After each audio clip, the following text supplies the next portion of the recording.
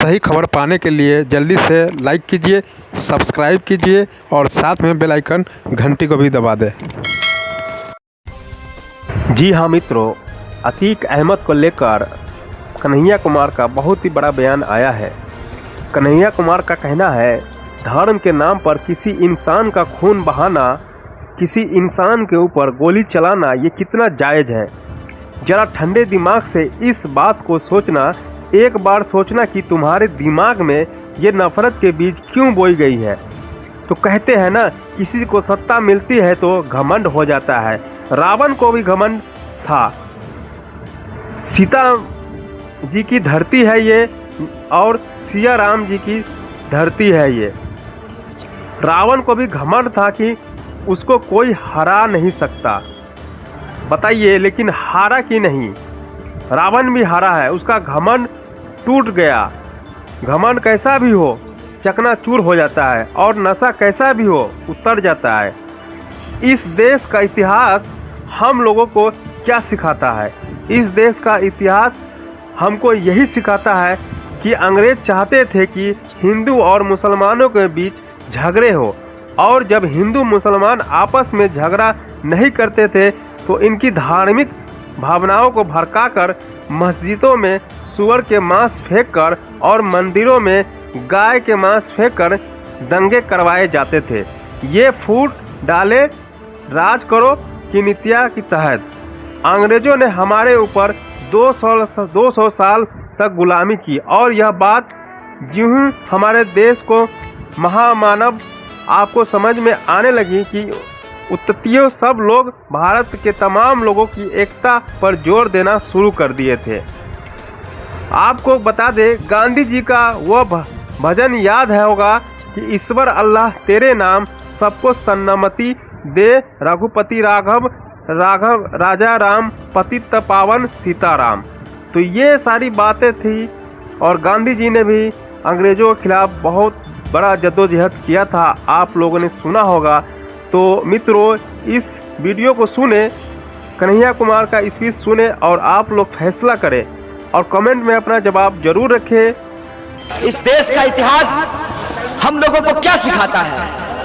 इस देश का इतिहास हमको यह सिखाता है कि अंग्रेज चाहते थे कि हिंदू और मुसलमानों के बीच में झगड़े हो, और जब हिंदू मुसलमान आपस में झगड़ा नहीं करते थे तो उनकी धार्मिक भावनाओं को भड़काकर मस्जिदों में सूअर के मांस फेंककर और मंदिरों में गाय के मांस फेंककर दंगे करवाए जाते थे। ये फूट डालो राज करो की नीति के तहत अंग्रेजों ने हमारे ऊपर 200 साल तक गुलामी की, और यह बात ज्यों-ज्यों हमारे देश के महामानवों को समझ में आने लगी, त्यों-त्यों सब लोग भारत के तमाम लोगों की एकता पर जोर देना शुरू कर दिए थे।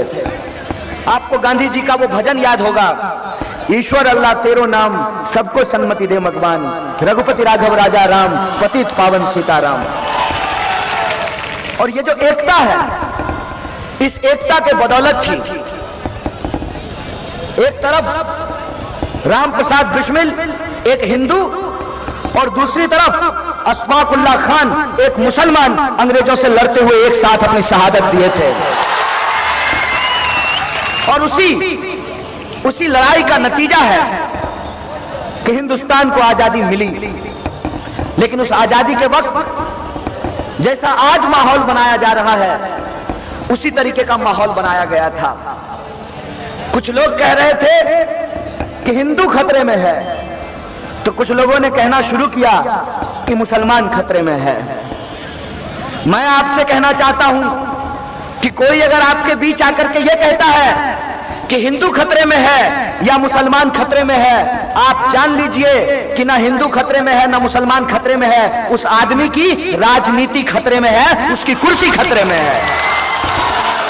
और बड़ी चालाकी से हमारी आस्था, हमारा धर्म, हमारी संस्कृति, हमारा इतिहास, उसको तोड़ मरोड़ करके नेता अपना कैरियर बनाते हैं, और कैरियर बनाने के बाद अपने बच्चों का कैरियर बनाते हैं।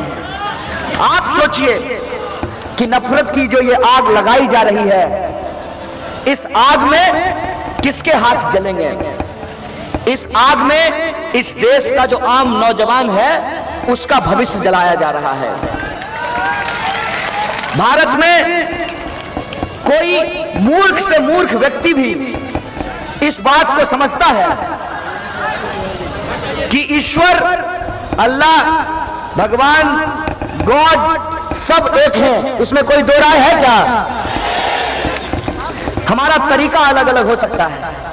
कोई मंदिर जाता है, कोई मस्जिद जाता है, कोई पूजा करता है, कोई नमाज अदा करता है, कोई गुरबानी पढ़ता है, कोई जाकर के प्रेयर करता है। हमारे तरीके अलग हो सकते हैं, लेकिन क्या इंसान अलग होते हैं? किसी भी धर्म में क्या सिखाया जाता है कि मनुष्य के भीतर ही ईश्वर का वास होता है। जब मनुष्य के भीतर ही ईश्वर का वास होता है तो धर्म बचाने वाले मेरे दोस्त, मंदिर जाने वाले इंसान के भीतर भी ईश्वर हैं और मस्जिद जाने वाले इंसान के भीतर भी ईश्वर हैं।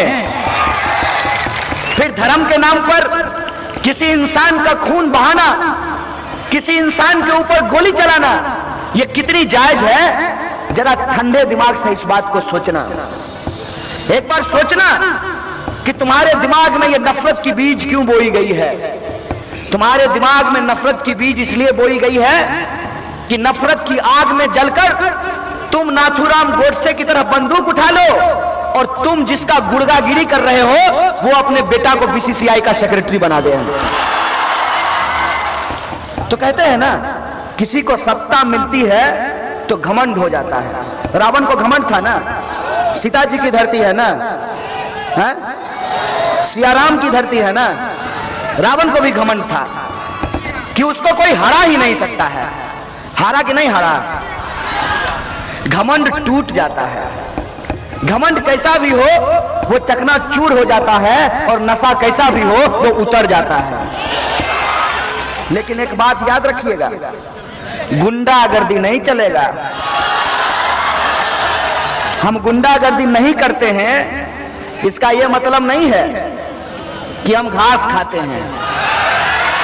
यह भ्रम में मत रहना दोस्त।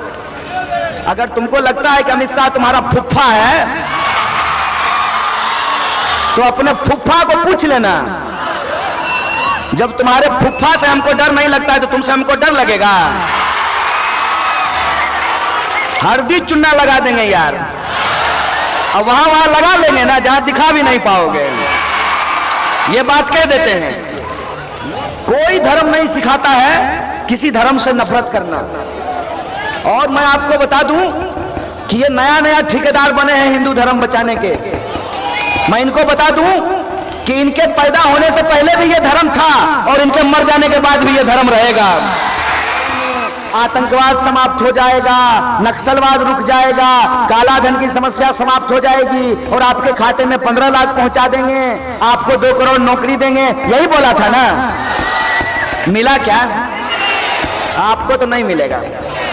आप कन्हैया कुमार का भाषण सुनिएगा तो कहां से मिलेगा? ये लड़ाई छोटी मोटी लड़ाई नहीं है। ये लड़ाई एक दिन की लड़ाई नहीं है। जब 200 साल अंग्रेजों की गुलामी के बाद ये तिरंगा आजाद हुआ है और आज अगर इस आजाद तिरंगे को फिर से गुलाम बनाने की जो कोशिश की जा रही है तो ये लड़ाई किसी दल, किसी राजनीति, किसी नेता, किसी चेहरा से बड़ी लड़ाई है। इस बात को आप अपने दिमाग में डाल लीजिए। इसीलिए हम कहते हैं कि ये लड़ाई हिंदू या मुसलमान की लड़ाई नहीं है, ये लड़ाई इंसानियत की लड़ाई है। ये लड़ाई हम सब की लड़ाई है और हम सबको मिलकर के इसको लड़ने की जरूरत है। बोलिए, लड़ेंगे कि नहीं लड़ेंगे?